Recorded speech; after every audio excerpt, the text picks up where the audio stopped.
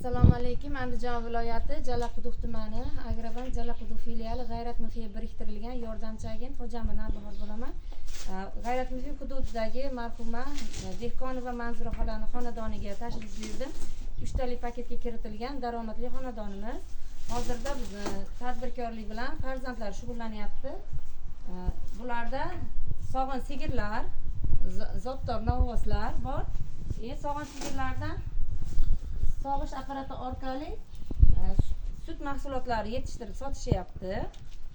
Yillik daromadingiz qanaqa? Sof daromad topasiz. Shu kunlarda novvoslar sotildimi? Ha, 5-6 ta novvos sotganmiz. Bitta qoldi.